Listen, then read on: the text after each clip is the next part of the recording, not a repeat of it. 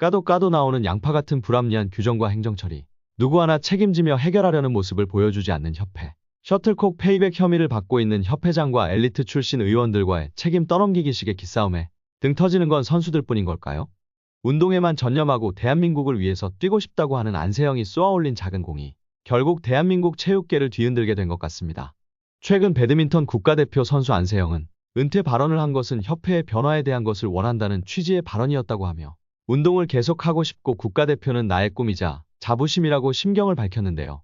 배드민턴 국가대표 안세영이 제기한 협회의 선수 부상관리 미흡과 여러 가지 규정에 대한 불합리함을 정정해달라는 문제 제기를 시작으로 이번에는 대한배드민턴협회의 복식 국가대표 선발 규정과 협회장인 김택규의 협회 의원들을 향한 엘리트 출신 의원들이라는 표현을 하며 쓴소리를 한 것을 두고 책임 전가냐 아니냐라는 의견으로 논란이 커지고 있습니다.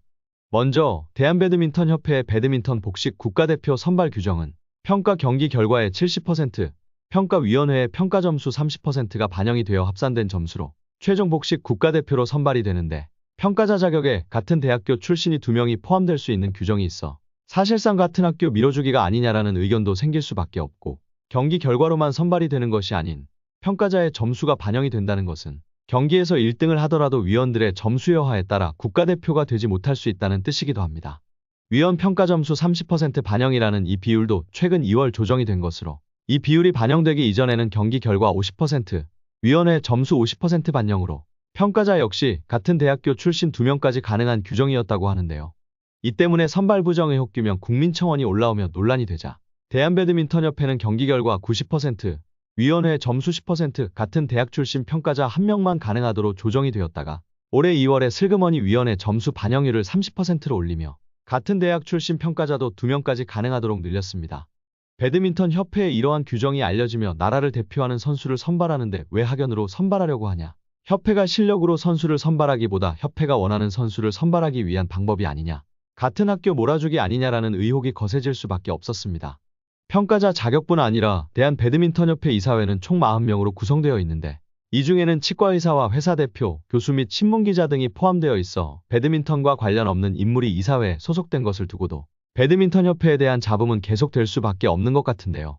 최근 안세영의 작심 발언 이후에도 내내 침묵하며 별다른 인터뷰에 응하지 않았던 배드민턴협회장 김택규는 9세대 관습은 없애야 한다며 입을 열었습니다.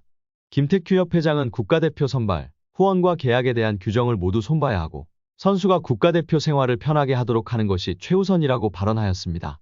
안세영이 협회를 향해 작심 발언을 한 것을 두고는 안세영 선수가 금메달을 따고도 그런 말을 했다는 것은 얼마나 한이 맺혔다는 것이겠냐. 안세영 선수가 의견을 낸 부분은 전부 검토하겠지만 아무리 회장이라고 해도 혼자 결정할 문제는 아니다. 다른 종목과의 통일성도 유지해야 한다고 하였습니다. 김 회장이 안세영의 발언 이후 공식적으로 첫 대응을 한 것인데요. 김 회장이 말한 9세대 관습이라고 표현한 것은 대한체육회 이기흥 회장을 비롯하여 배드민턴협회 의원들을 겨냥한 것이라는 추측도 제기되었습니다.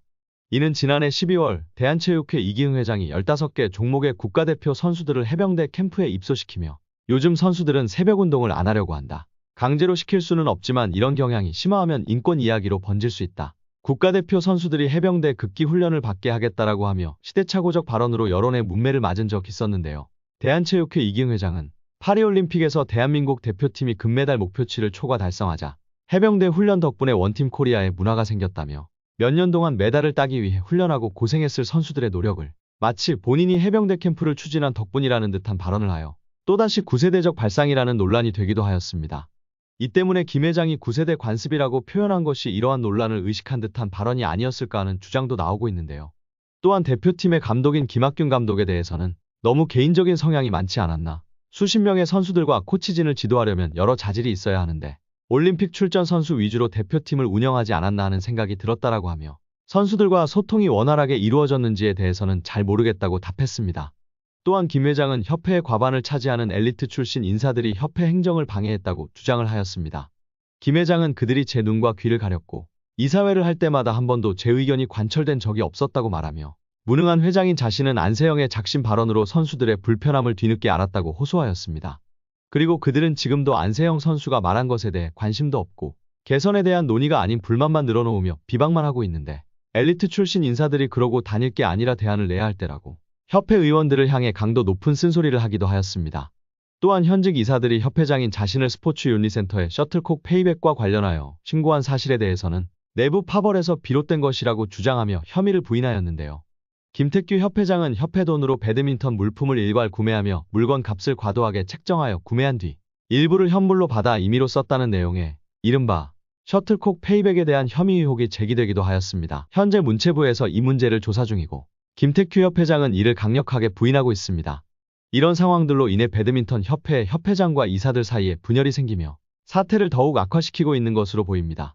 세계 최고의 자리까지 오르는 동안 7년을 참아오며 믿고 의지해야 될 협회가 아닌 선수들에게 책임 전가를 하고 각자의 이익만을 챙기기 바쁜 어른들에 대해 비난이 아닌 그저 한 운동선수로서 운동에만 전념하고 국가를 대표하여 뛰고 싶은 한 선수가 쏘아 올린 공이 대한민국 체육계 전체를 뒤흔들고 있습니다.